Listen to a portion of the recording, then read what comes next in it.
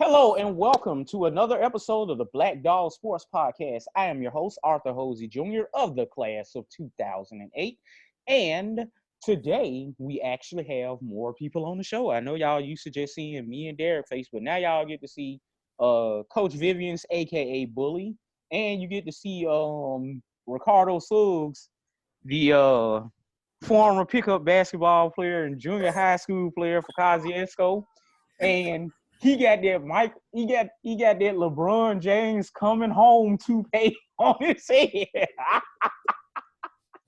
Man, look like that security shirt of the Gordon Gartrell too, man. Oh God! How y'all gonna clown the man? I'm coming home. I'm coming home. Got the Gordon Gartrell security shirt. All right, and Derek Thomas, top flight security of the world face ass. All right. Okay, wait. Okay. All right. So we got a few topics for y'all. Very good topics. All right. First of all, we go address Vic Schaefer leaving us high and dry. Oh. Also, we got a new basketball coach today. You know, Hall of Fame coach. Ooh, Coach McCray-Penson. So that's gonna be a thing. And apparently, nobody wants to be on a basketball team no more. I don't know what that's about, but what else? Now, there was supposed to be a section about us talking about us being a bunch of bootlicking Uncle Toms who took the Mike Leach interview, but we already did that before, and basically it was Derek screaming the whole time. So, we're going to go ahead and I'm going to go ahead and introduce the guys. The senior member of the podcast is Derek Thomas. So, I don't Derek, think so. I think Kendrick older than me. How old are you? I don't think so. You 40? Oh, you 40? Thank you. Oh, I ain't know how old you was. All right, so Kendrick. I turned 40 in January. Okay, Kendrick Vivian. You turned 40 in January. I did. Oh, shit. I'm still the oldest. Damn. Oh, okay. All right. Well, Derek, go ahead. Man, I'm just ready to talk about this new women's basketball head coach. I'm excited. I think she is an excellent hire. She has the pedigree, and we're going to discuss her pedigree and why we think she's going to be a good fit. All right, bad boy, baby. So that means that Kendrick Vivians, what's your how you feeling tonight? I'm feeling great. I'm glad to be back, man. It's been a minute. Football season took me out, and it's just hard. It was hard getting back in there, but I'm just glad to be back, man. Get ready to talk to you. I've been very active in the group, but not on the podcast, and I'm just so glad to be back, man. Representing. He been you know, singing. He was singing last night. He had like a little garage concert, you know, to lift up the spirits during coronavirus. The cops got called on him, and you know, but what else? Can I address that real quick? Okay, what's up? So the cops got called on us, right? So the cop came up. He said, "We got a noise complaint, blah blah blah." And I was like, "So this is a warning, right?" He's like, "Yes, a warning." I said, "So we just turned it down. We're good." So after the show was over, it was a car sitting in front of us with 4 women in the car. They were sitting there. They stayed up for the whole concert. It was 2 there, and then 2 more showed up. So after the concert, one of the young ladies was like, that was my aunt that called the police on y'all. I said, what? She said, yeah, she was sitting right next to me in the truck. She didn't know it was y'all at first. She said, so I kept addressing it as we were singing. She was like, and she felt so bad. She was in the car. She had more fun than all of us. She gave y'all a $20 tip and everything.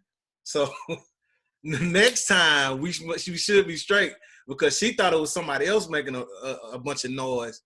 So she called. She was calling the cop. She was calling the cops on somebody else. She was like, they always making this noise. So we called the cops on them. Then they end up coming around the corner and was like, man, it's a band out there jamming.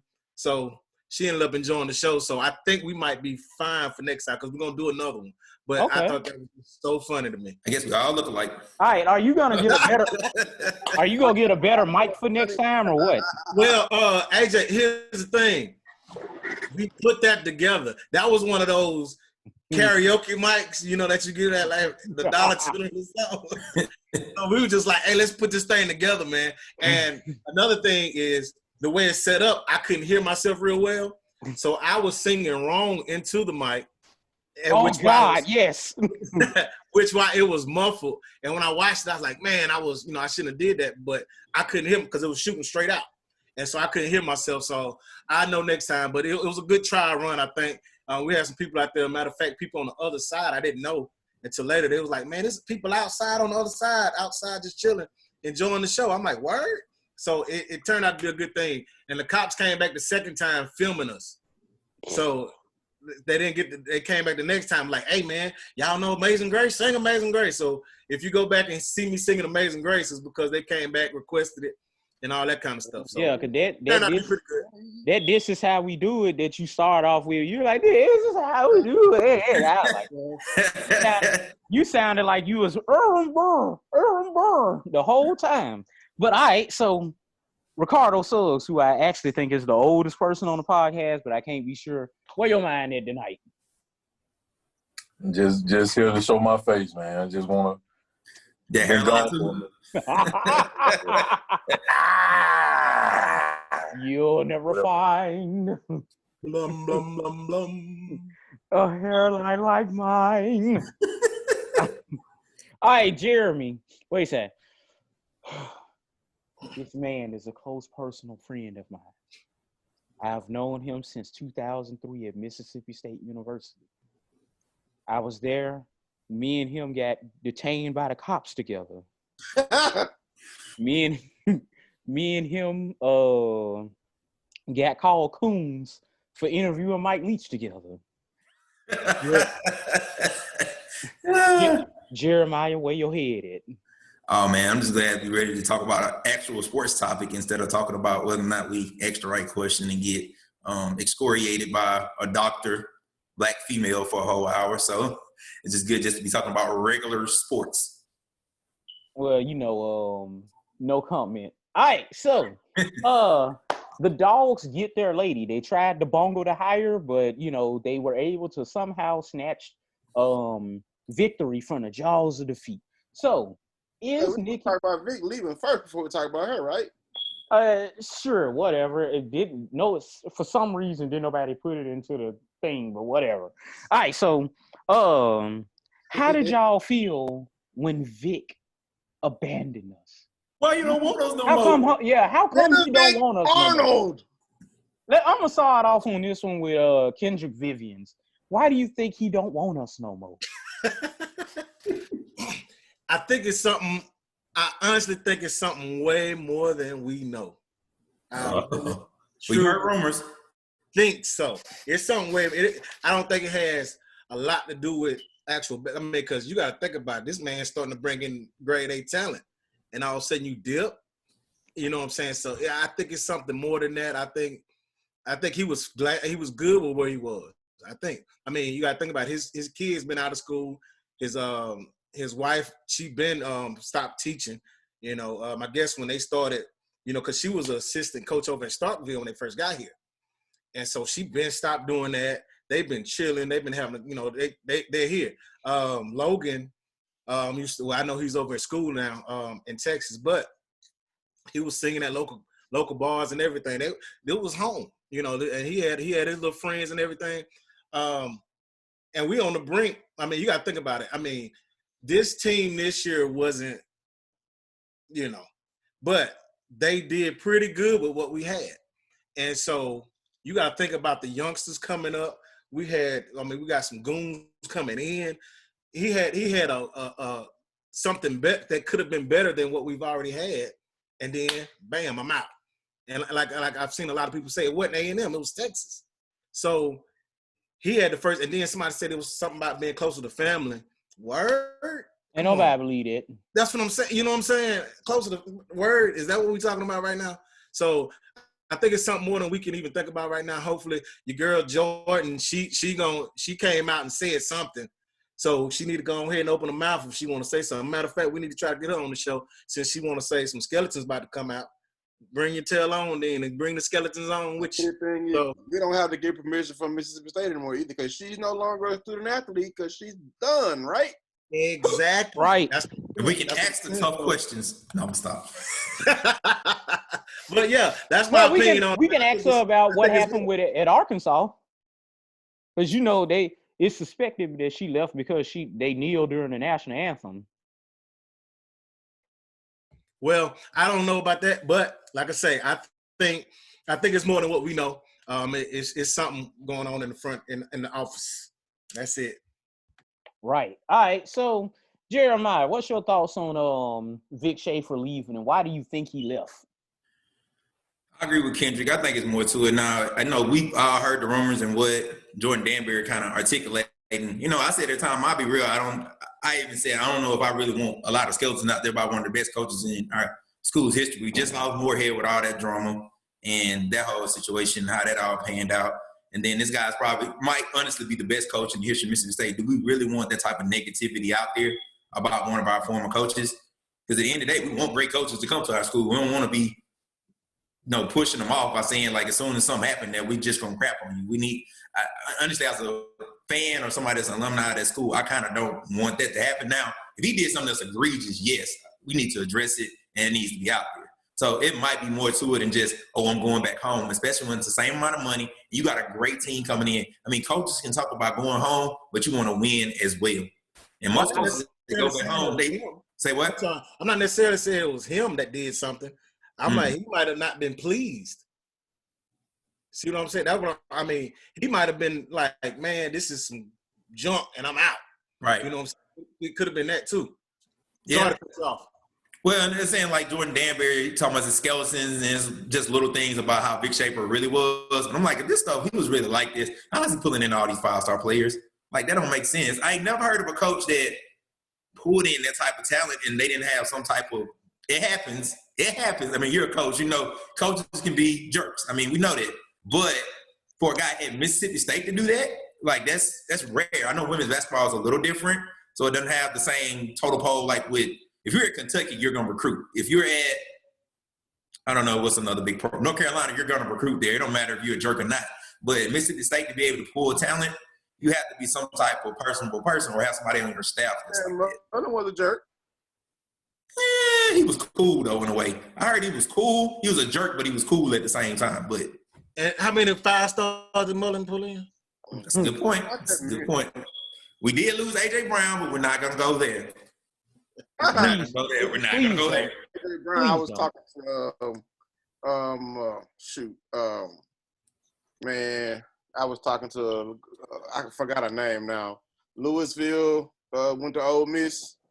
I forget her damn name.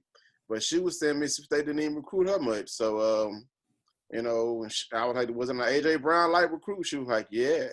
I was like, oh, okay. But well, I think our women's basketball team get away with that a little more. They was recruiting talent. So if they decided they didn't want to recruit somebody from the state, I think they can get away with it. But that's just me. All right. Well, Derek, you got anything else to say about Vic leaving? I mean, I don't have any information on what could have happened. I was a little shocked, but I'm not going to. I'm gonna agree with Jeremiah. We don't want any negativity coming out about our best coach in history. Will it eventually come out one day? What happened? I'm pretty sure it might. But I'm like this. Vic Schaefer, and I tweeted to him. I told him thank him for the journey that he took us on, because we were on the cusp, not once but twice, on winning a national championship, and that ride. It's the only roller coaster I would ever want to ride on, ever. So thank you, Vic Schaefer. Gonna miss you. Hope you have all success in the world until you face the Lady Bulldogs. Hope you have your worst coaching outing ever whenever you face the Lady Bulldogs. You're muted, Arthur. I hope that he does like Gary Irvin did in that first game against Arkansas. Well, with Arkansas, where he just like completely crapped the bed. So, Ricardo, what do you think about the departure of Vic Schaefer? The general, the what is it?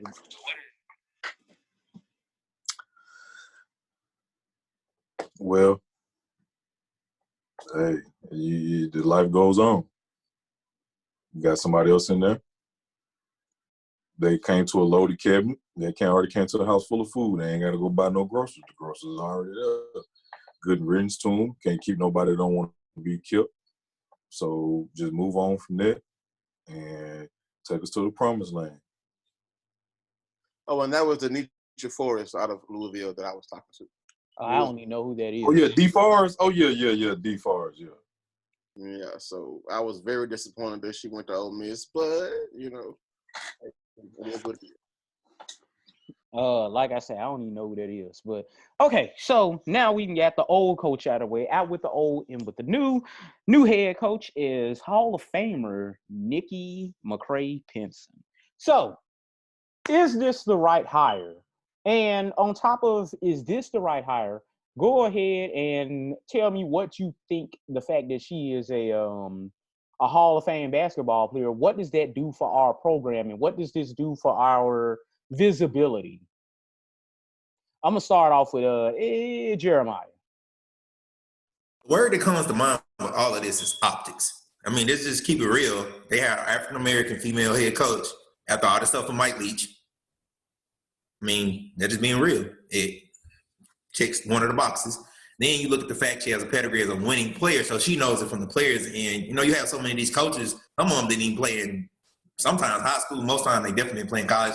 Or if they played in college, they played at like some D3 school, or they were some bench warmer, or they were just a role player. She was a star player at Tennessee, not some little small school. Tennessee, the premier program at that time, and was a two-time SEC Player of the Year, All-American, went to WNBA, was an All-Star, winning pedigree just from a playing standpoint. So you know she understands the game from winning at that, from that standpoint. And then you look at the fact that she coached. She didn't bounce around as a coach. She coached under Don Staley for 10 years, a winner. She won a championship, so the pedigree is there. And then you go at Old Dominion, she was able to turn around that program. So the fact she did that in 3 years, that's coaching. That's even if you brought in talent, they're going to be young, that's coaching. Everything suggests she knows what she's doing. Also, her trajectory suggests that she's a fast riser. I can understand why, you know, we heard things about the contract language. She's someone, even though Mississippi State obviously is a premier program in women's basketball, she coached at South Carolina, so what if Don Staley leaves? And then she played at Tennessee. So I can understand why we're like, hey, we might need to try to find a way to block this because she could leave after 1 year. It has happened. Willie Taggart left after 1 year in Oregon, even though that was a really bad idea. So, or a really, really bad idea. So it's the right hire. It just fits. I know we're going to get to Johnny Harris, but it just fits. I think she's going to be able to come in right away, command that respect. She probably can beat some of them in basketball. And she probably can really work with a Rakia Jackson. She has a similar body type. She was maybe even similar style of player. I think she. Jeremiah. To be honest with you, I'm thinking about what Nikitra said about us needing to find our lane. And I feel like you're not talking about this from the perspective of her being a Black woman in Black women empowerment. Somehow I think you're being funny. Because that was the first point I touched on, was the fact that it's optics and the fact that it's going to make us look good. And it's not. I'm going to need you to go and get like a, who the heck is this? JJ. I'm going to tell you exactly who it is. Ladies and gentlemen, I want to introduce to you Miss Jerica James, former basketball player, played under Sharon Fanning Otis, and played under Vic Schaefer. She is joining the podcast with us. Oh, surprise, surprise. Hello everybody. Welcome. How is everybody? We are fine. Okay, that's the move. We got former Bulldogs on and stuff. Lady Bulldog. Lady Bulldog. Hey, we got credibility now, folks, coming on the podcast. Doctors are not former players. You know, speaking of which, it's perfect because now we have somebody to talk about it from the Black woman perspective. So yeah, that'll be perfect. All right. So what we're talking about right now is the hire of Nikki McCray-Penson and what it's going to do for the optics of the program. Like, you know, from a X's and O's standpoint, the fact that she's a former Hall of Fame, well, she is a Hall of Fame player. So how does this elevate the program? So you can go ahead and speak to that just now. Because Jeremiah was just rambling. Okay. Well, I'm not, I can be real honest. I'm not really into the facts. They did this year, the next year. You know, I'm not that person. I just, my biggest thing is when I judge someone by their experience, by their talent, by what they're doing is what I see on a day-to-day basis that during the time that I experienced it. So with that being said, I look at a coach that happens to be a Black woman who has been under Coach Don Staley, which is another Black woman that has been iconic to me and also my family. So it's like that gives a lot of credibility just based off who she's been under in that short period of her coaching frame. Like I say, things that she's done prior to that, the WNBA, you know, all of those facts, those just come from what everybody else is chiming in to say, which, you know, is very typical for everybody else. But as a Black woman coming into a program like that, I really feel like it's a relatable type thing.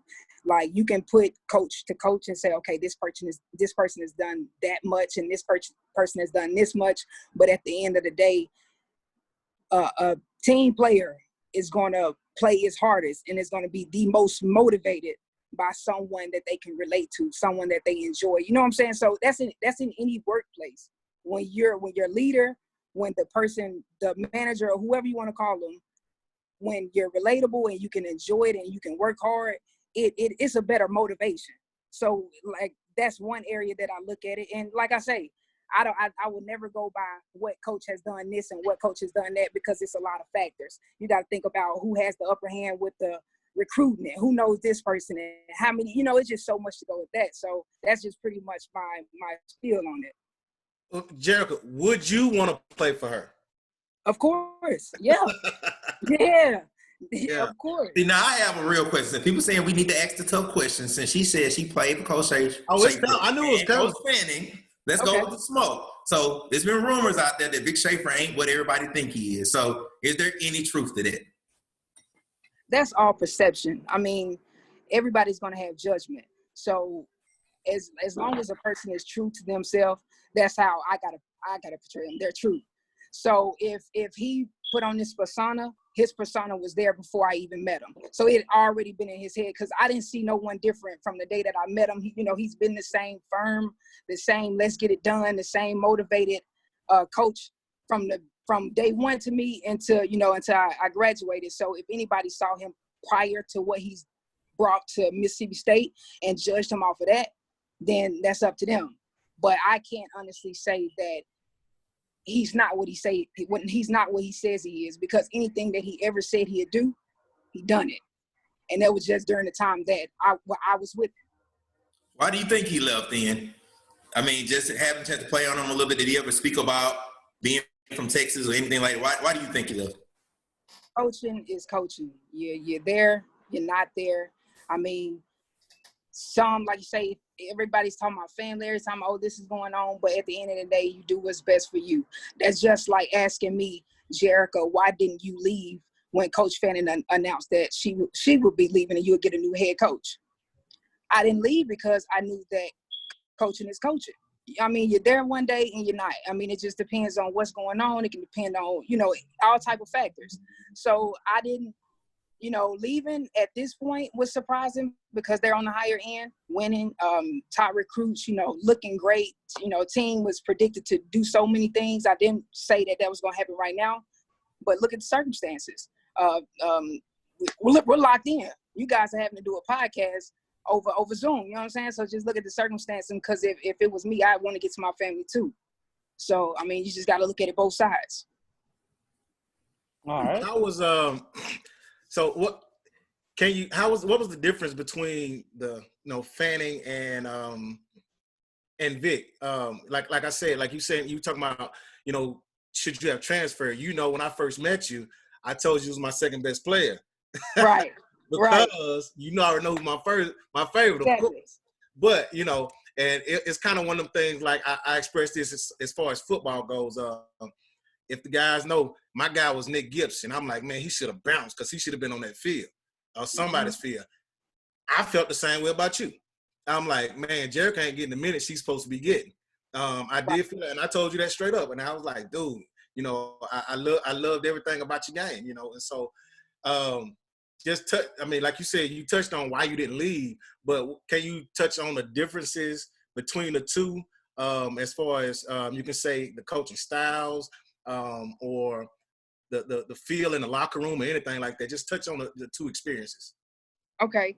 So, and I get this credit to my high school coach, Coach Daryl Fimple. So he told me, wherever you decide to go, and this was during the recruiting process, make sure they love you and not like you. So at that time, Coach Fannin and Coach Neek and, all the coaches that was at the staff at that time, I love you, Jerica. I love you. I love you.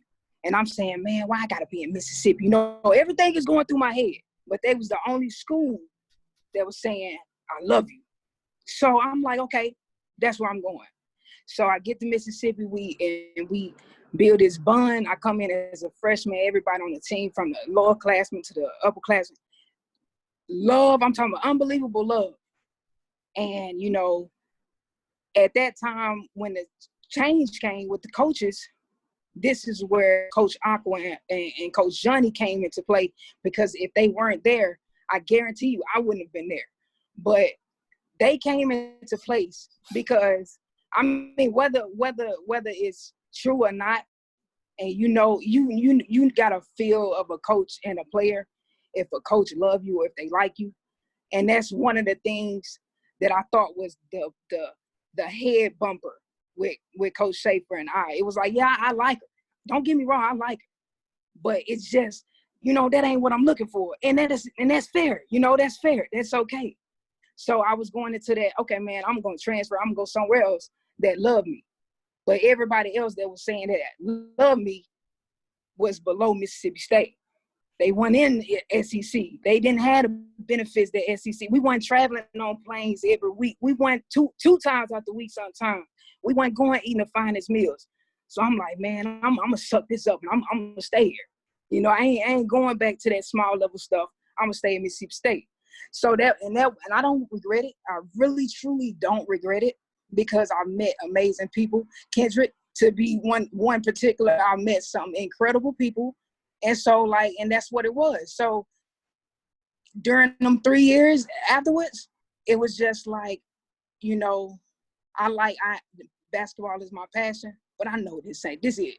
I'm gonna get my degree. That's all I'm looking for. I'm just gonna get my degree, because it has sucked the life out of you if you're not motivated. And that's just you waking up at 5 o'clock in the morning, going all the way up to 8 o'clock at night just to wake up again. Like I had to really suck that up just to say, I'm going to get that degree.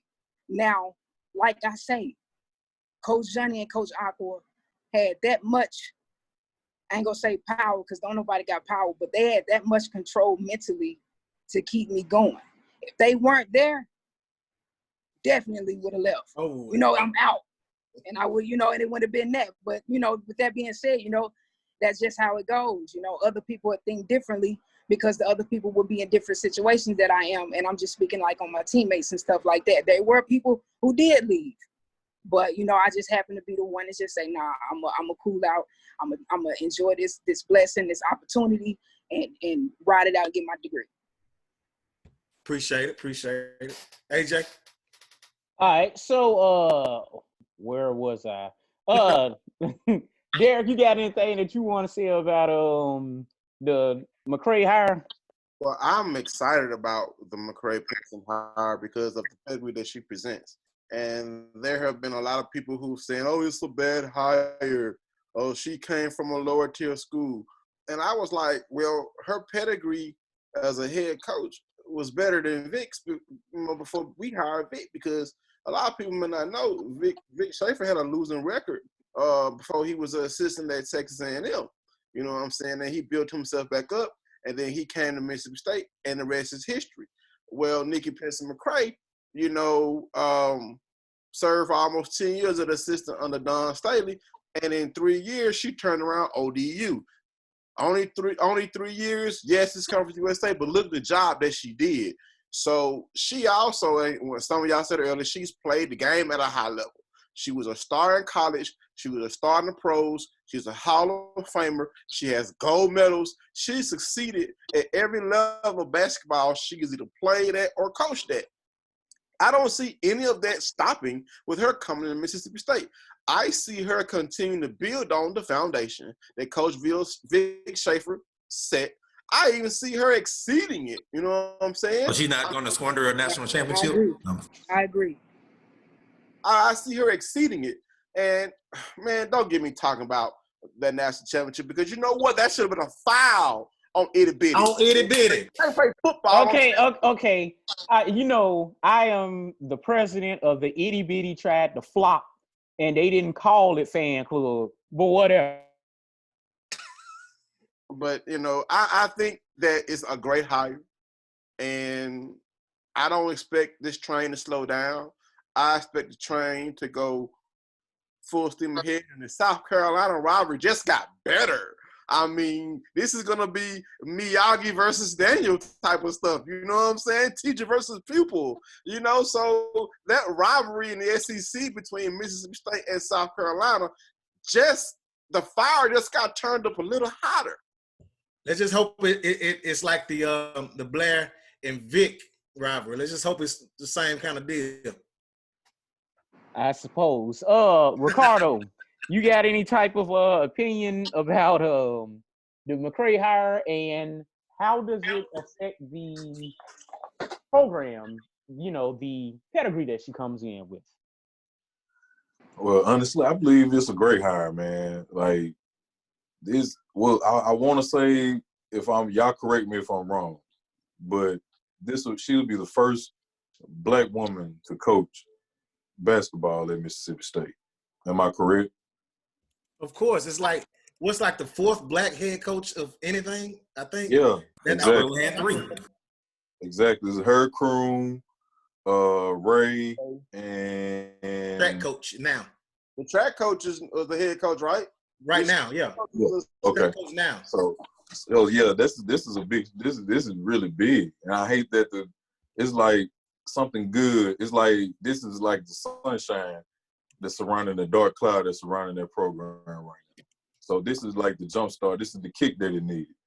You know what I'm saying? I really wanted her out from all along because I had been watching her play since I was a kid. Like that probably shocked a lot of people me saying that, but I used to watch Tennessee, Mississippi State. But your pickup skills? Basketball. Huh?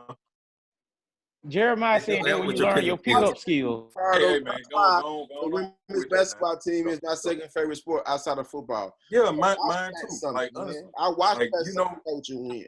I want her to lose my Lady Bulldogs, but I mean, hey, and it's like that, and that was the thing, like that was outside of like when Cheryl was there, man. Like since after football, the women's basketball team, because that was the only consistent, you know what I'm saying, bright light of the program. Like that's you knew somebody was gonna win. It was gonna be the girl basketball team. You knew they were coming. Wait a second, you talking about during the 90s? No. Like I want to say basically when Tan White and Toya Thomas got there from their own. Yeah, I went to school then. What are you talking about? They gonna win. Yeah, they were competitive. Hey, this dude capped out. Stop. Honestly, they were competitive, man. You said win though. Competitive. We there during that time. No, they weren't. Bro. Man, I remember them days when what's her name, Mary Jo McGovern was there. All that, you know what I'm saying? But nah, honestly, I bullshit. But nah, I like the hire. I honestly do. Like I'm just happy for someone that looks like us. They can get their position and take this straight to the you know what I'm saying, straight to the top. These girls already had success. She's had success at Old Dominion, so she's gonna just basically add on to that and make this program bigger than it already was when the other guy left and you know what I'm saying, just dipped out on him. So I'm just glad to see it. You were not upset. I want to see what is your hate toward Vic Schaefer, who by his resume is probably the best coach in Mississippi State history. I want to know. I'm gonna say this, man. I looked at it as with the program being where it is now. I feel like he could have stayed longer than what he did. He pulled a Mullen move, man. He better than Mullen. That's not him comparing. I get that, but he did the same thing that Mullen did. You know what I'm saying? Like right when But can I ask you something? Go ahead. if not now, when would have been the best time? Because if we're thinking about it like that, I believe now would have been the best time because everything is at a standstill. So everybody is at a standstill. So now you don't lose that opportunity of if you was to do it during the regular season where you got to hop into somebody's practice and they don't even trust you. So I feel like if he was going to do anything, this would have probably been the best time, because what if he would have waited to do it and say, okay, I'm going to do it in 2021, and then they go off and win the national championship? But I understand where you're coming from. But if I'm a coach and I'm gonna do something like that, I feel like I'm gonna do it when, like, cause you still got a top 4, top 5 team coming back next year and the year after that, cause you got recruits coming in. So I can see if like the whole couple was better. And I'm like, okay, I've accomplished this. I've took this team to another 2 straight Final Four. Now it's time for me to bounce. If he would have done that, okay, cool. But since he didn't, hey, life goes on. But look at it this way. I'm gonna look at it from this perspective, though. Let me say this. Go ahead. This is the only reason why I can say he may have done anything close to Mullen. When Mullen left and Jomo took over, we had this discussion of what would have happened had Mullen stayed. And we did not have Jomo. Could we have won 11 games? No. Went undefeated? I think we'd have got close. Yeah, with that defense. So maybe Ricardo was like, well, your groceries, your pantry is full. Why you leave that? And yeah, exactly, dude. Like, why would you leave a house full of groceries so somebody else to eat? Vic has a young team though. So kind of like what Jerica's saying, he has a young team. So now and then he has he got a 5-star coming in next year? Or yeah, he got 5. He got 5. Huh? He got 4. He got 4 or 5 stars. I'm talking the 5-star. I ain't talking about how many recruits he got coming in. I'm talking about their level. Like the stars. Yeah, right, yeah, the star. I don't know how many he got, but see, like he got those coming in. You still got young people coming in. So, like she said, when am I gonna leave? Because right now he just started something that looked like if he would have stayed, that train would have kept rolling. Man, so, it was gonna go. When do I get off this train? He would be like, if he didn't want to be in this state for a long time. Never left. He's still at UConn. Exactly. Exactly, and that's what I'm saying, dude. That's the only answer I'm giving. But the thing about it, what if this man didn't want to? What if you saying, fam? But bro, come on now. If he didn't want to retire from Mississippi State, when do you leave then? Probably good. Ariana still okay, but you guys are asking questions guys are asking questions that can only come from the horse. You can say, okay, so why are they leaving? What if he's the type of person who don't like to stay still? He'd like to be great from here to there to build his resume. He like to have that greatness. Okay, what the UConn coach, maybe he's just comfortable just sitting back there and doing what he's doing, having his locally and nationally just known for being there. That's just 2 different type of people. Because me, honestly, I wouldn't want to sit somewhere for 40, 50 years. I mean, I love what I do, but I got to move around. Exactly. Coaches have egos. We know that coaches want to prove that they can rebuild a program or they can do it anywhere, because once you kind of build a train, it is going to keep moving. So it's not like you're really challenging yourself. Your team's going to be good. And us as fans, I was going to be mad at Vic Schaefer. He left us with a bunch of 5 stars and we bring in a coach with a great resume. We're going to still be good. Now, Derek, I'm talking. I ain't even saying that. But, set me up. Finally, human run-on sentence. Not even run-on sentence, but I was talking though. So, and I didn't mean to say it that way, but I was. So, my thing is, I would rather him do that. Now, remember what Coach Cal did a couple years ago when he left Memphis to go to Kentucky? He took all the players with him. All that big talent. They went over there to Kentucky and they balled out. Now, Coach Vic had done that, we could be upset. But he left us with a great roster, and now we got a great young coach coming in who might not go nowhere for 4 or 5 years, and honestly, she might get more out of the talent than Vic did. So exactly. Well, I'm gonna say this before Derek say his. In the next 5 years, I know this is not a topic, but I wish this is something we should talk about. Who's gonna win out of this coaching hire and out of him leaving there and going to the next? Is Texas gonna look better in the long run than Mississippi State? And all day, every day, till the day they put me in the ground, I'm riding with State. I feel like State gonna come out better looking. Because we got 5 stars on the team. That's just logically we got a head start. Taylor, the reason why they fired the lady that they got now, that lady wasn't no slouch. I mean, but you saying that I was just gonna say he's saying that we got a head start, but you got to understand Texas A&M, they not slacking like that neither. Oh, I thought he went to Texas. Got Texas A&M, Texas, Longhorns. Yeah, he went to the I'm Longhorns. sorry, Longhorns. That lady that left, they fired her because she couldn't beat Baylor. Exactly. Wasn't able to beat South Carolina. Bro, and Derek, it's just like that's why I say those two told them that when they left him and Mullen Mirror. Look at what Mullen did. Mullen, you left Mississippi State. All you had to do was go to a bowl game. That's what they comfortable with there. So now you went to Florida where they that's championships a bust. You got to go beat Georgia. You can't do that. That's why we was up here cutting his throat. I was like, man, I give Mullen 3 years. If he ain't in the SEC championship game in 3 years, they gonna do him the same way. So you basically that's one thing we do agree on when it comes to Mullen, but yeah, I get you. But that's basically Vic did the same thing. You went to Texas. That coach couldn't beat Baylor. Baylor was the big dog, the big sister down in the Big 12 in that conference. You couldn't beat them because of who they got. That coach is like creme de la creme down there. But the lady they had, because I went and watched women's basketball too, not as much as the guys, but when I do kiss, I'm like, this lady can coach. And when I seen they got rid of her, I'm like, what for what? And then when I said, I was like, oh, she couldn't beat Baylor. That's why. So I'm like, okay, so now you leave Mississippi State where you basically had it. You lost the national championship game 2 years in a row for some boo-boo, which we should have won them games. And then you want to go here where the expectations are going to be high. Hey, life goes on. May God have his will. Whatever happens down there. But I'm riding with Mississippi State from here on out. All right, so the next topic that we were supposed to be taking on is did Coach Johnny Harris deserve a shot? Like, should she have gotten the job? So only one person on this podcast knows her personally, so I'm going to hand this over to Miss Jerica. Man, all I got to say is if she really wanted that position, it was hers. Man, everything is in there. It's so many different factors. It's so many different things. Well, like I say, everybody want to say, oh, she did this and she did that. Yeah, we know she did that. And she also developed some beautifully made people. Coach Johnny was the go-to. If you wanted something done, go to Coach Johnny. And that's from our perspective. Like, you know what I'm saying? If it wasn't her, it was Coach Arco. Whoever was there, you was going to go. So, like I say, I think I prayed about it. I told myself, I hope there's no doubtfulness in her heart, even if she did want the job and didn't get it, because she was well-deserving. Well-deserving.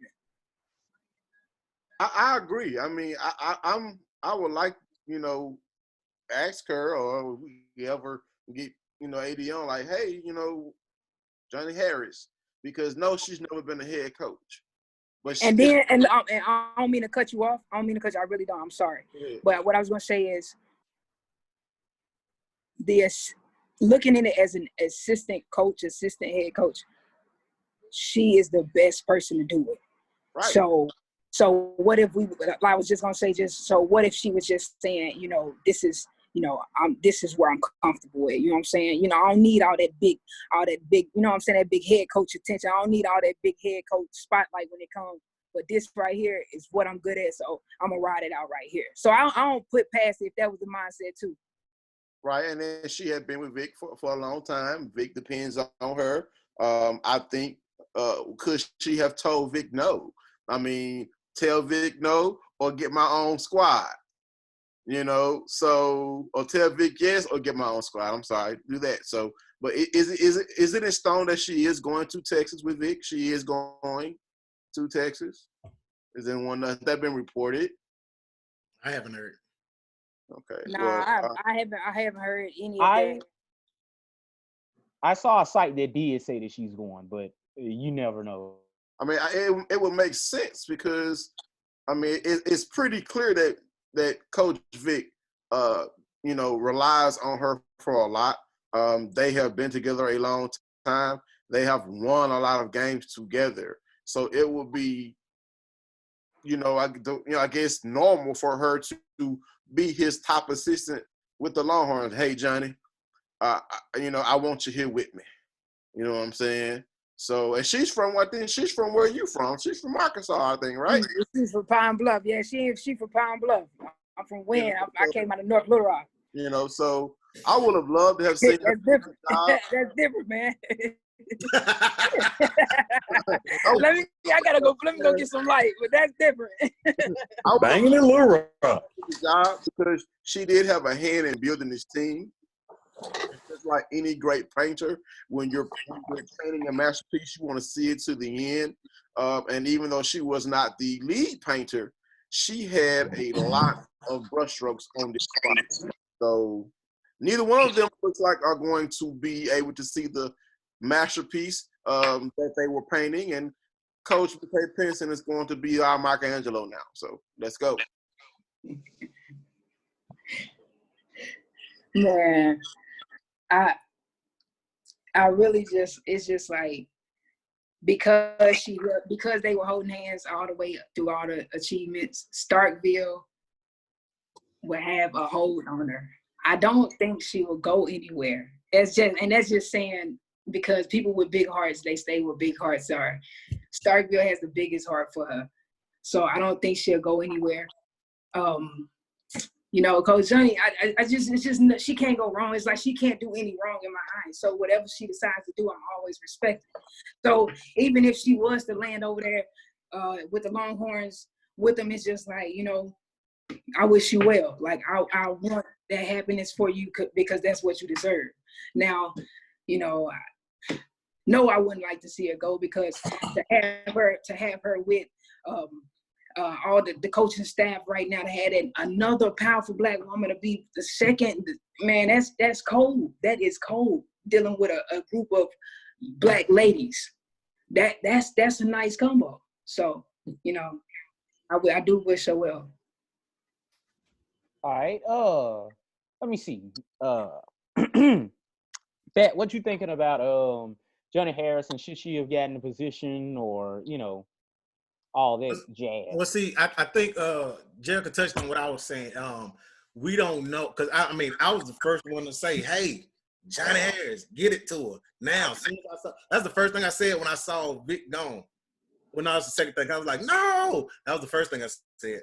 The second thing, I was like, "Well, shoot, Johnny need to stay. They need to do everything they can to keep her." But we don't know Johnny's side. That's the whole thing. Well, Coach Harris' side, we don't know her side, because, like I said, the word is she did interview for the job, but how we don't know she interviewed and it was like, you know what, I think I'm good, or these terms aren't good these terms aren't good. Exactly. So we don't know. I mean, we don't know. But like I said, that was my first. I was on all the sites that I'm on. I was one of the first ones on there talking about that. Everybody else was, you know, crying over Vic leaving. I was like, okay, that's done. Let's get right. Where's the next opportunity, right? Where's the next opportunity? And it was also right after the Leach thing, and I was like, oh, we got a Black lady at the house, perfect timing. Let's get it. And with that being said, with Johnny, you know, I'm still glad that we got a sister to come in and be the head coach. But again, I was all for Coach Harris, man, because, like, I think, man, personally, from what I'm seeing, any center that we had came on campus couldn't chew what they say, chew gum and walk at the same time. And every last one of them, when they left. What's our girl name? The one from Africa. Chinwei.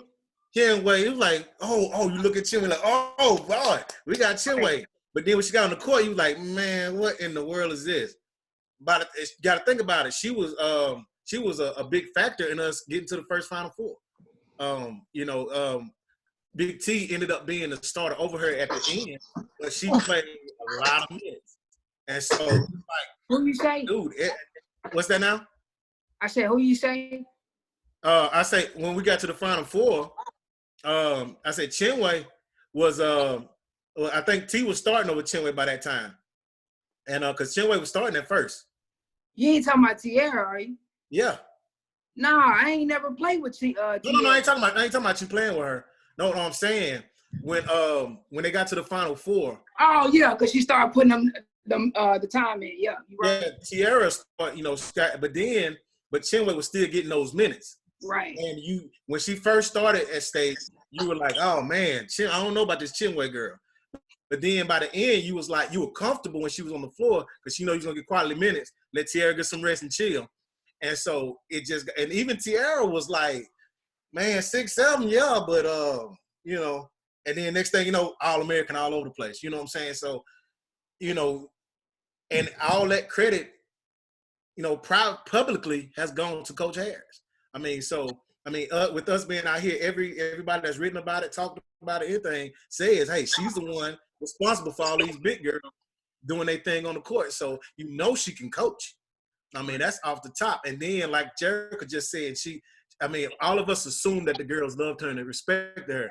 But this young lady just said if Coach Harris wasn't here, she would have transferred.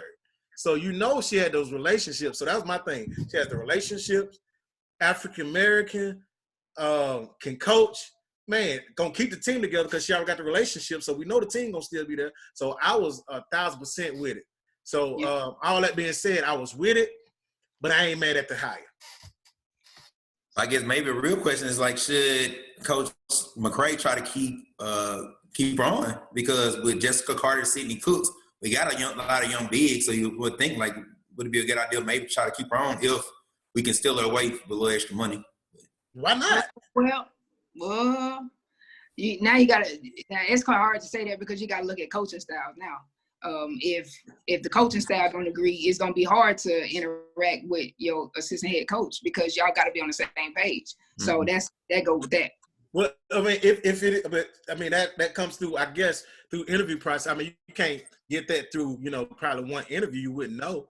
But you've been scouting this team for years. Yeah, that's what I'm saying. So she would. I mean, but maybe, like I said, but I agree with your point. But at the same time, maybe what if she sees her and if she knows Coach Harris and she knows that they can click, then it'd be good. I'm gonna say that. I have a interjection to make. So would keeping Coach Harris should be the Tony Hughes of the women's basketball team? Because when Mike Leach came, and everybody was saying we gotta keep Coach Hughes because he is vital to recruiting. He's vital to keeping this team together. So would you look at her in that same aspect as Tony Hughes for the football team? I think she's a bigger presence than what Coach Hughes is. Coach Hughes is he's considered like a good guy when it comes to recruiting and building a relationship, but I don't think anybody holds him in that high esteem as a developer or talent or like that caliber of coach. It seems like Coach Harris is a person who potentially could be a head coach. I don't think anybody views Coach Hughes like that. We see what happened at J-State. I'm just saying he's not viewed, and I think just from everything I'm hearing, I think it sounds like it's a little difference in that regard. I have no idea what's going on, but I'm gonna go to Ricardo and ask him what he think about make sense of it. Yeah, where is Ricardo to make sense of all this? Man, y'all here, man. But yeah, I agree with everybody, man. I feel like honestly they should try to keep her around. If it's somebody like that, you always, just like in basketball, you need that glue guy or that glue lady that pretty much keeps the team together and keeps everybody grounded. And that's the type of coach you need to keep around because those relationships are important when it comes to recruiting and all of that, because you got people that's in programs that have been recruiting a lot of these girls since they was 7th, 8th, 9th grade. And they done had relationships with them from AAU and all of that. And right. You going to keep that tunnel, keep that pipeline, keep coming. That's somebody you want to keep. Like, I'm all for it, 100,000% for it. And that's if whatever it takes, Cohen or whoever write the checks up there, he need to be asking how many zeros you need to put on that jump for. Hey, Ricardo, what you just said though made me think about something. Maybe she already has one of those. Exactly. I was going to say that too, but I wanted them to finish the talking. Yeah, I'm sorry, because I would have forgot. I'm old. I would have forgot. But, but like you said, that's a great point, Ricardo. But I'm thinking, hey, shoot, she might already have that right-hand man or woman that she feels that's that kind of person. So that might be a factor too.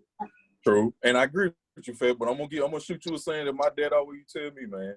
2 heads better than one.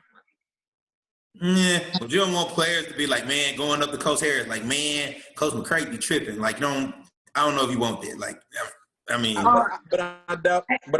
Listen. Go ahead. I don't know if you. I mean, I apologize if I offend you, but I don't know if you've ever played a sport. But if you don't have, I'm just saying. Listen, I know you guys are sport guys. I know. Listen. I know. I apologize. But everybody knows that's been on the team. You got players who go to certain coaches. You got players who say stuff to certain coaches about certain. You got that. That's normal. So if I'm on the team right now, of course I'm gonna go to Coach Harris and say, "Man, I don't like nothing she's doing." That's because she's taking me out of my comfort zone, and I don't like that. Don't nobody like to be taken out of their comfort zone. Some truth bombs dropping up in y'all. Well, the thing is that it's funny that you should mention if he ever plays sports or not. You will be pleased to know that he is a renowned pickup basketball player, and he actually played for Kosciuszko Middle School. So, Man, Hey, his words, not ours. His words, not ours. I didn't exactly say that. See, I'm not even going there. I'm not gonna go there. he is an authority. Talking about me or somebody else? He is an authority on this issue. Okay, like no disrespect. We know that you played for State or whatever, but no, and I will never. You know a thing or two anybody. Also. No. Yeah, pick up basketball players.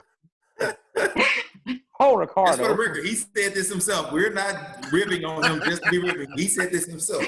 He opened the door for us to clown on him for the rest of life. All right. So I think that we ready for our next topic. Okay. So is Coach going to help us get over the hump, aka stop getting our ass whooped by South Carolina every year? Because if you ask me, Coach Schaefer left because he didn't want that smoke from Dawn Staley no more. Like she owned that dude. Like, and so yeah, he going to Texas or whatever, and yeah, he gonna have to deal with Baylor, but he's actually beat the Baylor coach once. But Dawn Staley, Jesus Christ, even when they was having a rebuilding year, like we beat them by like 3 points or something like that. Like, bruh. The year we won the SEC. Yeah, like, bruh, we barely beat them. It was the year after Asia left. It's the year we went undefeated. Right, and and then when we played them in the national championship, I was like, okay, well, because they had Elena Coates, tall, athletic center, and then they had Asia Wilson, tall, athletic power forward. And when Elena Coates got hurt, I was like, oh, okay, we straight now because, both of them would team up on Tierra McGowan and, contain her. So there's only one of them now. We ought to be straight. Shit. Every time we played them, the score was worse than the last time. Then we got to the national championship game, and itty bitty, they tried, why they took her out of the game? I'm like, she was fucking crying on the court. Man, what? Everybody act like they don't remember that. They're like, why you take out the game? I'm like, she was crying. She hurts, man. She hurting right now. Yeah, like she was crying, taking the ball up the court. Shit. So, all right. So, Jerica, you are guest. Do you think that we are finally going to get over the hump? Because the thing is, I feel as though our team has talent. And I feel as though that Coach, Coach, that Vic could coach. But my issue was that I felt as though that, well, I've always said that I felt like the girls on the team were more worried about getting on some beautiful ballers than they were about, kind of having a certain amount. I felt as though that they lacked a certain amount of mettle, and that when things got hard, they kind of froze up a little bit, especially Kendrick Cousin. But yeah, do you think that she's gonna be able to? Quit laughing, JJ. I cut it short. Come on, man. We know that your. She doesn't agree. She doesn't agree at all. She does not agree. Look, man, we know that your cousin used to end up on milk cartons in big games. Like if we was playing against like if we was we can't be in Southern Queen like that. Shout out to my shooter. We ain't going to that. To my shooter. Hey, look, man. My cousin shot over 40% from three. Ooh. That's because they moved to the power forward so she wouldn't have a ball in her hand so much. But anyway, regardless of what they did, she was 40% from three. Look, man, we already know that your cousin, like we were playing Here's the against goat. North. Hush. If we were playing against, if we were Ask playing against, Jerica the question.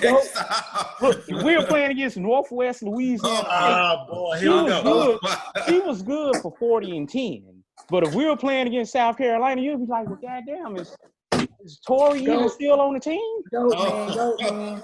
Let's stop, man. Let's stop. We know who the GOAT is, and that's LaToya Thomas. G-Ville represent. So, had way more points than she didn't have to do all that volume. 1 and 2. All right, hey, don't ask the girl a question. Okay. Do you think that Coach McCray is going to be able to get us over the hump and beat South Carolina on a semi-consistent basis?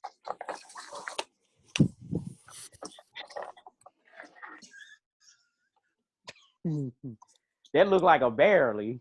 Baby. No, what I'm thinking about is barely. Yeah. It's like a 60-40. It's like I'm like right there. So it's like, yeah, I feel like she's going to do that because over the years, competition is going to decrease. Some are going to have these, some are going to have those. And I do feel like there is going to be a point where she beats them in that confidence builds.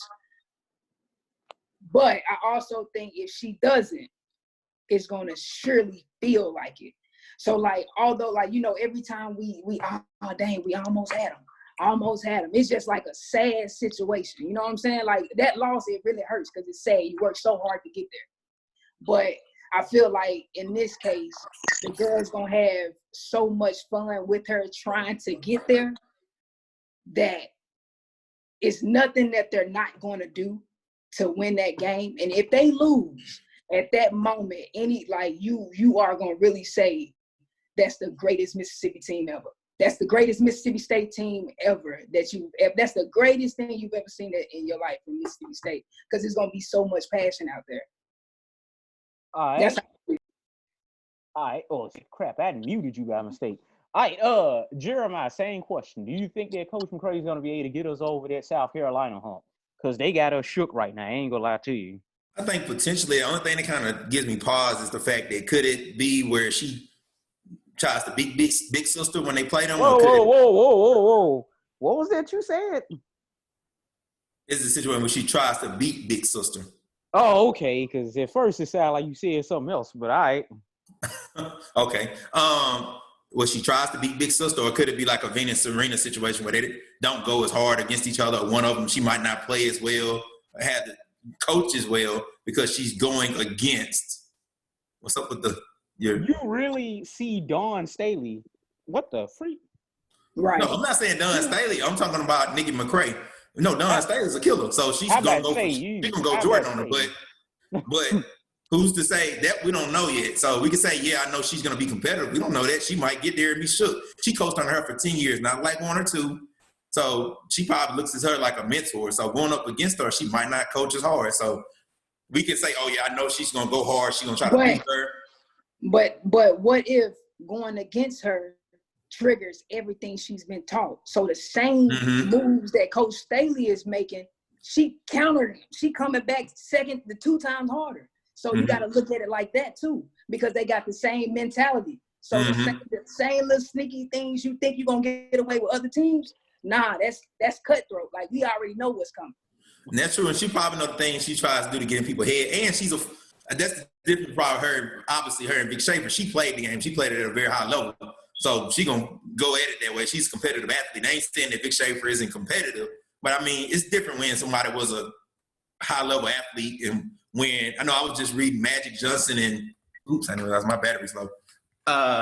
Magic Johnson and Larry Bird's book, and they talked about how both of them, when they went against each other, they'd be up at night watching film, doing everything. Everything they thought about was to beat that person. And I wouldn't be surprised.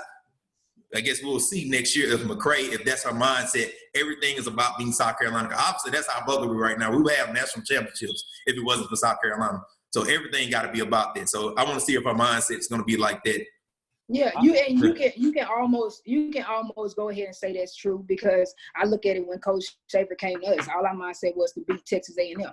Like nobody else cared. It's Texas A&M. And I'm not saying that they put less effort into any other game, other than Texas A&M. But when that game time, hey, it was over with. Ain't no laughing, ain't no smiling, none of that. Like get your mind right. You know what I'm saying? So even if she comes in with that mentality that like I already expect that. Mm-hmm.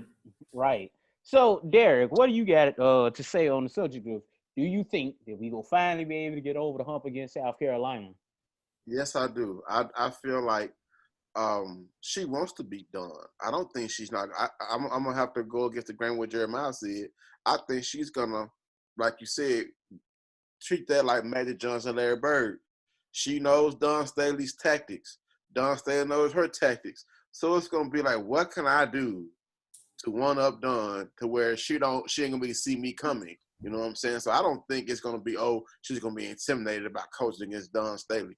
You gotta realize this is a woman who played under Pat Summitt, one of the most intense women basketball coaches in history. Then she played overseas. Then she played in the WNBA. Then she played on the Olympic team. You know what I'm saying? So this isn't someone who's going to say, well, you're my mentor. I have to bow my head to you. Hell to the no. She's because what does South Carolina and definitely keep the winning streak going against the Ole Miss Rebels or Rebels or Sharks or Bears or whatever they want to call themselves in this day and age. All righty. So let's go to Coach Vibbs. So Coach Vibbs, how do you feel about us finally getting over the hump against South Carolina? Whether you think that she go get passive against her old sensei, or do you think that she going for the juggler? Going for that dope. That's what's gonna happen. Because because you gotta think about it. She coached under her for that long. She kept her for a reason. Because head coaches, 5 assistant coaches. She stayed on her for that long for a reason. Now she's over at Old Dominion. Y'all see how she flipped that record? Then I read somewhere that she was a defensive person. I'm hoping that's her coaching style as well, but I read somewhere that she's a big defensive person. I think they said coaching-wise too, she's all about that defense. And, Vic builds his team around defense, so she probably already has what she wants in-house, and that could be a reason why she was like, yeah, let me get this team about you, cuz. So hopefully, she has what she wants. The players coming in, and then maybe she can flip a recruit or two, before. I don't know how it works with signing with women's basketball, like if they've already signed already. But I mean, they probably have since seeing this, what we in April, late April. So they probably already signed. It's time to go to school now, really. So, but basketball team, but yeah, but the next year, I mean, it's no telling what she can bring in now. And then all she has to do is win 20-something games next year. Because I mean, to be honest with you, I feel like, just being honest, I feel like the team overachieved this year. Mm-hmm. I really do. I mean, because our go-to player was Jordan, not Raquel, really, but Jordan Danbury was our go-to person. Like that's who was looking to lead this team, and I always felt she was like a role player anyway. And then, so I think we overachieved big time this year. So if we got and these young players that came in, let me tell you this. Okay, let me say this. What's the name? Coach McCray. Matharu can play ball. Leave her on the courts. Yeah. Leave her. For real. On the freaking court. For real. And see, that's I think. And see, I'm okay. I can say this now, right? Bibby, she played like 10 minutes a game. She should have been playing like. Well, she gone now. She was playing more than 10 minutes a game. She should have been on a bench.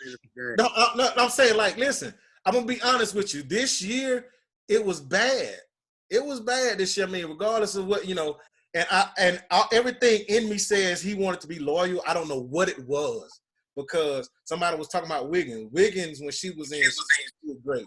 Matharu was a fool on the court. I don't care if she was 5'1". She was a fool. I mean, she grabbing rebounds, steals. I mean, she's doing it all at she's not this tall. So if she's getting a job done, leave on the court, dog. I don't, as people say, Bibby's on the court for her defense. What about Maya You Taylor? wild. You wild. Yeah. But they was like, in those groups right there, they're like, leave her on the she's on the court for her defense. I'm like, are you serious? People are like literally What defense? like they'll literally run around her, look at her face, wave, and then run back around her again. Like, what defense? They're trying to make excuses for her. Her defense was not there. Her shooting was way off. I don't know. I mean, it could have been the knee. I think that her injury was more legit than the Stevens injury. Everybody used that. Oh, he's hurt. He's hurt. No, he was trash. It's because, well, I mean, it is what it is. Now, as far as Bibby goes, role player, like her previous years, she come in, she do her role, you shoot it up, she nailed Hey, it. can I cut you off real quick? Just 1 second. Hit it. Okay. And this is, and I thought about it because when you calling out your role players, think about the coaches who saying that's all you got to do, and then that sticks in your head, and if you don't use it, you lose it. So I've seen that happen. So what if Coach McCray, she comes in and she exposes those players for the actual good that they can do and develops them to the place they need to be, and then now you got a whole nother dynamic. Because he was the coach that this is what you do. If you do something differently, you finna come sit down by me, do it. That's what I said. And that's because so many players, I've been limited for what they can actually do. So you put them out there in the pickup game, you'll be like, dang, give me her. You put out there in the SEC game, you like, bro, nah, don't, sub. So if she exposes those kids for what they really can do, it's gonna be something crazy. Yeah, I believe. But see, Bibby gone, so we good on that. Yeah, I'm just saying the current. I'm just saying because it's a few current that some people may be iffy on. What about who, Derek? Maya Taylor. I feel like she was one of the ones who got sucked in that hole that this is all you can do, and you lose, and if you don't use it, you lose it. That's how I feel about her. She have a monster game that game though. That one game she took that game over. Yeah, that one game. Saying? And then and on that game, you saying, okay, that's the Maya Taylor. That's the Maya Taylor I've been waiting for. Right, at that game, and that's because sometimes you get out of that, you get out of it, and you in your zone now. Because I've been following her since she was a junior in high school. Well, right. But Derek, it just hasn't translated into maroon and white. But like she said, maybe the coaches handcuffed her though. Well, that's what I've been saying the whole time. I said that I believe that Coach Schaefer cannot coach talent. That he wants his point guards to go out there and, they distribute the ball. They don't really take shots or anything like that. Man, what? You better go on out here, boy. You sound like you know what you're talking about. Stop telling all that truth. I mean, look at it hit the green light though. That's what I'm about to say now, but she didn't really do a lot of scoring. But like that game against Baylor where she went off for like 40-something points. And that's my thing with Aaliyah Matharu also is that I'm like, well, she's explosive on offense. She'll go to the hole. And on defense, she's really active. But at the same time, like, she had some problems with fouling. But I think that some of them fouls are tic-tac, but that's neither here nor there.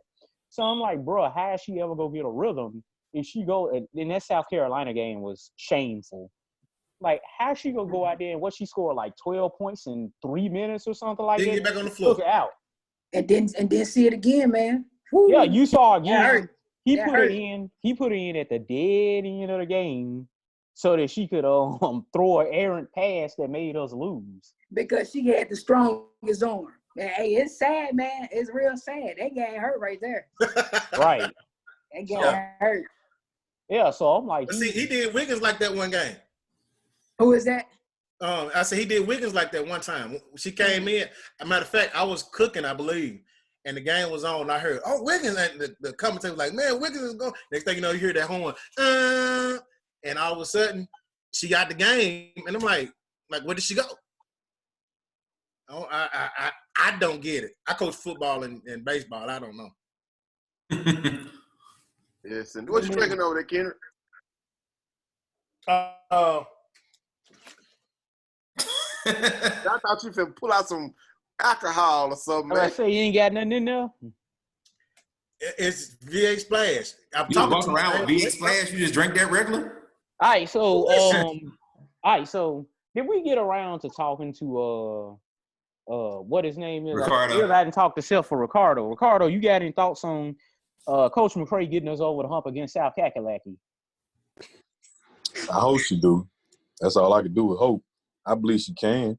All right, I'm gonna need you to talk for a few seconds because I'm about to go get myself a beverage also. Oh, okay. Well, do your thing. I hope she does. Since she has experience in playing against big teams and having big wins against top-notch programs in the NCAA because of coaching at Old Dominion. I hope that she does everything and doesn't fold up or be up in the lamest terms against those big teams like Mullen did in football. I just hope she is enough rapport to play the right players when it's time to play, when they need to be played, and everything like that. That's the only thing I just hope. You're right though, dog. Because I mean, like I've said, Jerica, like I told y'all just found this out. Like she was one of my favorite until somebody else came, but she was my favorite Bulldog. But soon as like when in that Schaefer era, it's like where's she at? Where's she at? And it was crushing to watch because you're like, dude, because the reason why I liked you so much because you were very solid. Yeah, that's what I liked about. She was like you was very comfortable. When Jericho's on the floor, you comfortable. Whew. All right, we're good. Yeah. That's how I felt as a fan. Every game your senior year though, right? You said what? There. You said you did? I didn't go ahead and say it again. You started almost every game your senior year though, right? Yeah, my senior year. Yeah. Because your sophomore year, I think you would start like 11 games, which you played in all of them. And in the junior year, was that Vic's first year? No, my sophomore year. Your sophomore, okay. So then you didn't start a whole lot, but you played. And then your senior year is when, he put the ball in your hands, and then you were the starting point guard, right? Right. Okay. So. But he still took the ball out of our hands too, doggone it. No, I'm saying what was your question? I missed it. I was just saying, because I remember when you played, and I was like, Jerica, because I'm a huge Lady Bulldog fan. So, having you on and just, you talking about your career or whatever, they want to go research and just kind of get a grasp on, where you are as far as playing Vic Schaefer and sharing fan notes. No, I was just saying because, like you said, once they got there, my starting was decreasing. So it was like I say, when you get a new coach, you got to work yourself all the way back up again. And then there's that difference between love and light, and that comes into a play. So by my senior year, you done brought in all these younger girls. They some great players coming in, and the talent is there, but they ain't got no experience. So yeah, my senior year, you're gonna run me as much as you can because, like Kendrick said, when Jerica out there, it's cool, calm, collected. But when you got them young, quick, motive, them young girls that's just up and down, you can't control that right off the bat. So that's why it started increasing a little more. I can't say that I was just out there just better than anybody, because if you ask me, I think Morgan is because she came in as a better scorer because that's what she was doing in high school. In high school, she was putting up 20 points. You know what I'm saying? She was doing that in high school. So that's what she was known for. Whereas me, I was known for making sure everything was together, putting stuff together. So of course you're going to take that before. But I was just trying to clear that up because I didn't understand what you was getting at with that. I also didn't like, I'm going to say this. I also didn't like one of my other, I did really, really like this one. Kendra Grant was one of my top girls. And she went from, I know for a fact, she went from starter to down there. Hey, I'll get you in a minute. Hold on. So, would you better cut some hair? To cut some hair? Mm-hmm. Who, Kendra Grant cutting hair now? You been cutting hair. You used to cut my hair. What are you talking about? No, I tied the person you were talking to in the background. No, I was, oh Lord. See, drink You your were drink. doing an analogy, AJ. Oh my God, that just flew over your head. Listen, but it was game. There were games when we were struggling. Kendrick came in and lit a fire on the team. Am I right or wrong? You are absolutely correct. She would come off that bench and it's like, oh my God. And like even around me, like, dude, leave the girl in the game. And the next thing you know, here she go back to the bench. And I'm like, dude, what are we doing? And Kendrick, was it, huh? Kendrick, there's the difference between like and love. Kendrick came in with me under Coach Fanning. Right. She was not his recruit. Right. So you got Kendra out there, which we know, man, this girl can shoot anybody lights out. Yep. But Vic Schaefer or Coach Schaefer, I'm not disrespectful. Coach Schaefer brought in VV, Queen V. So of course her time is gonna demolish because they fighting at the same spot. You know what I'm saying? So we like that's the difference right there. Now I give it to them both. They're great. I love my teammates. But when you fighting, who you coming for? Hey, the best shooter. And numbers don't lie. We going with numbers. I'm gonna ask you as a former player, how did that you did go through a coaching change? We always hear about, like with the men's basketball team, we heard about when Coach Howland came in and there was the Rick Ray guys and Malik Newman when he came along, and there was like a thing there. So how does that really happen on the team when you're mixing all these new players? We know Victoria Vivian was a star player, but what happens there when you got the players who were under Fanning Otis, and then you get the Schaefer recruits? How does the team mix when you got those Fanning people and then you got those Schaefer people? Yeah, honestly, that's where I thank God that Mississippi was small, because I'm gonna say Starkville. Starkville was small because you ain't got no choice but to sit there and look in your teammate face all day. So there was never any bad blood. We got to know each other. From the jump, we loved each other. So when we was going at it in practices and physically, you know what I'm saying, head to head, it was no love lost, because at the end of the day, you know what I'm saying, that's my sister. But on the other side, if you did have some envy feelings in you, then that's when your confidence is gone, and that's when you start, you know what I'm saying, to kind of diminish, and you know it shows, and now you ain't getting that many minutes, and now you becoming a bench player. So that's just how that happens, and I feel like that's for any team. Now you take it to a bigger city, a bigger school, bigger environment, they probably fighting every day because they don't get that quality time like we got the privilege of being somewhere that didn't have a lot going on. Do you think the new coach sometimes is a bit more complimentary of their players sometimes when they come in than like the former players? They might get on y'all because you don't fit their mold. So you think, maybe, I'm not saying Coach Schaefer was that way, but do you think maybe they could be a bit more complimentary of their players? Yeah, of course. Just like if you came in and spoke and you got somebody and you brought somebody with you, who is gonna always be your demonstrator. You know what I'm saying? That's just gonna be it. That's anywhere. Mm. And if you're the demonstrator, look, if you're the demonstrator, what you doing? You get more reps, right? Mm-hmm. Everybody else just watching. Right. All right, so we're running into the Jesus Christ, how long this go on phase. So I'm gonna go ahead and head to the men's basketball. So that's pretty much the whole team is gone. So what is we gonna do? Listen. I'm gonna make my departure and finish my evening out, because I don't know nothing about you men's sport. Unlike you guys, I don't fool with you guys. So I'm gonna go ahead and exit. But wait before you leave, Miss James. What's up? You come back From the Dog's Mouth. Real talk. I mean, I'm available. Kendrick knows how to reach me. Just let me know. Give me a little preparation time next time. Maybe I would have came on here and been Come on, man. From the Dog's Mouth is our interview segment. We focus strictly on the former Bulldog athlete. And I mean, you have a perspective that we could talk about all damn day.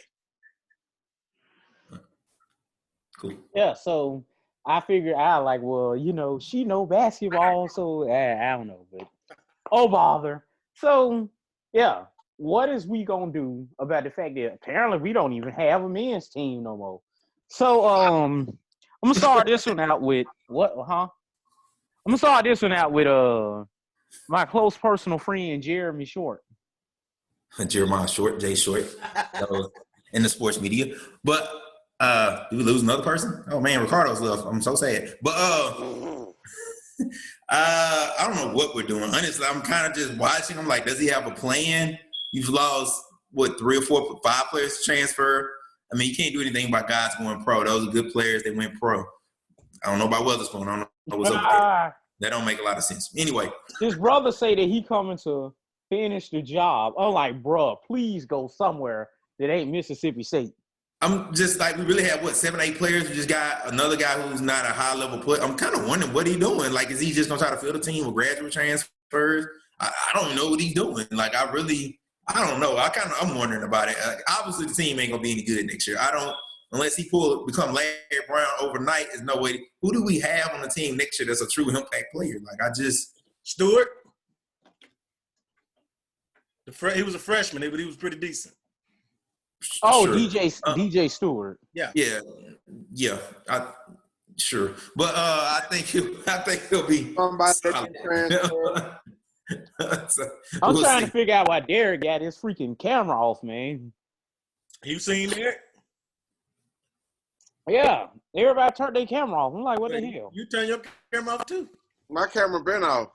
Yeah, I turned mine off when I got up and stuff like that. Yeah, I don't know. I'm just wondering what he's doing. I'm like, he's the coach, so we'll see what he got planned. But it kind of worries me that most of our team. My thing is, you got guys that are going pro. Why would you let 2 freshmen transfer? I mean, it's not always your choice as a coach, but someone tells me you would try to convince them to stay just to fill your roster out. So I don't know. It might be another Schaefer. Might be something deeper. I mean, because you got to look at it. We're looking at what you had. Now you have, 3 starters gone. Mm-hmm. All right. You had 1 to graduate. Then I looked at the roster. You had 2 seniors on the bench. Oh, okay. 2 seniors on the bench. Then you had 5, 2, 3, 4. You had 5 to transfer. That's 11 guys. I mean, how many is on the roster? So it might be something deeper. I mean, I've never heard of 5 dudes transferring before. Yeah. Like that's unheard of. That's unprecedented. And then, like I said, you got the 2 that's going to the draft. Understandable. Hey, go try to make that money while your name out. But y'all know how I feel about one of them. You know. But he's your Colin Hill. Go make that bread though. Look, I ain't mad at him at all though. You know what I'm saying? If the people say he good, if they draft him and pay him that money, I'm happy. I'm happy as anybody else. But you got those, and then like you say, your boy going. Apparently, he's going to go overseas or something because I know the NBA is not calling him. He can go play. We can all touch and agree on that, right? He can go play for what's his name team, the Miller Ball team. Who? He can go play for the Miller Ball team. Oh, yeah, team me on. Man, see, like I said, I don't know. Yeah, I know. I'm up and I'm iffy with following the men's team. I don't think I've really followed them since I was in school. And I've kept up with them, but like I said, not like the girls. I used to go to the girls' game when it was like 5 people in the stands. So, it's something going on. Has to be 5 guys dipping, and then like you say, a guy that's going to his senior year that's not ready for anybody's league leaving. Mm-hmm. Something popping off. Yeah, I don't see how John Cohen, as the athletic director, allows this to happen. Are we going to even be able to field a competitive basketball team next year? You're going to have possibly Quentin Post starting with Abdul, DJ Stewart, obviously. Whoa. Abdul do still have freaking eligibility left? I think so, yes. Yeah. Quentin Post will not be starting. The starting who's going to start over him? Like, we don't have but 7 players. Watch. Who's going to start over him? Tulu Smith, the transfer from Western Kentucky. See? I don't even know who these dudes is no more, man. That's the point. I feel like that Ludacris song, "Who Let These Hoes in My Room." What? Oh my God. I mean, Molinar's still there, so I mean he was good when he got some playing time. Who? Iverson Molinar. You know we back to Rick Ray era, right? So should we fire Ben Howland? Since Yeah, you said like, that, Since you said that, I am so looking forward to it. I ain't gonna lie. Looking forward to what? But see, we're supposed to be in the Sweet 16 by now. Well, that's what I was saying. You know, the man has had a good run. He has a winning record overall, but a losing record in the SEC. So is it time to make a move and fire Ben Howland? Because he has not taken us to the next phase as far as being dominant in the SEC. He's won a lot of games, but he has a losing record. Even the year we went to the tournament, they acted like they didn't really want to go. No team he's produced or put out on that floor deserves to go to a tournament. Team this year, truth be told, probably was good enough to go. He just couldn't get it together. When we got to the tournament, we got put out in the first round. You know what I'm saying? By a team we should not have lost to. By Liberty. Man, you know what? Liberty bibbity.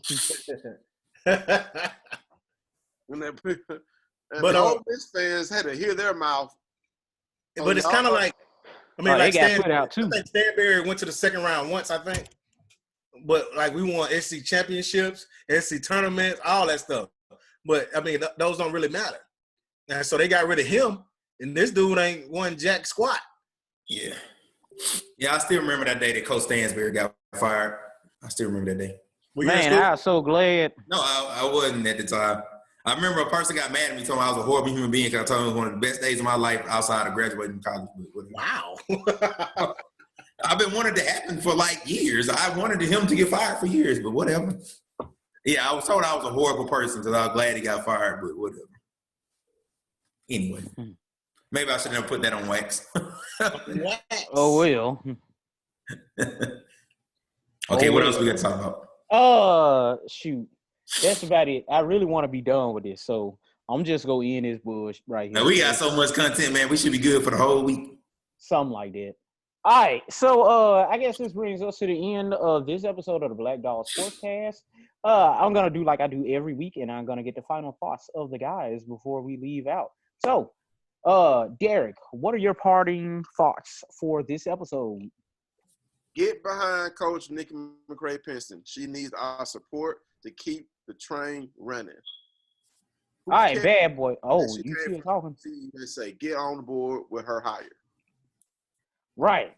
Exactly, because there's a lot of fans that tripping already. All right, Kendrick, what are your parting words for this episode? I'm gonna stay in that same aspect, that same lane. I hope this woman has every bit of Dawn Staley pouring out of every pore of her being. I want that same coach to come to Starkville and just turn this thing out, son. Because you got people that don't like Dawn for whatever reason, I don't know, but she's turning out to be one of the best in college basketball. Period. I'm hoping your boy Mike got his head right and go ahead and win us those 10 games this year. I see it coming. Keep your eyes in your head, AJ. We're gonna get these 10 wins, dog. But shout out to Mars Point Football. We back, baby. All right. Oh, okay. All right. Jeremiah, go ahead and give us your parting shots for this episode. It was just fun talking sports, talking to Mike Leach interview with the guys and gals tonight. So that was fun. I just want to tell everybody, especially those in the Black Dogs Matter group, to check us out, share, subscribe to the YouTube page, so we can blow up and we can ask the tough questions.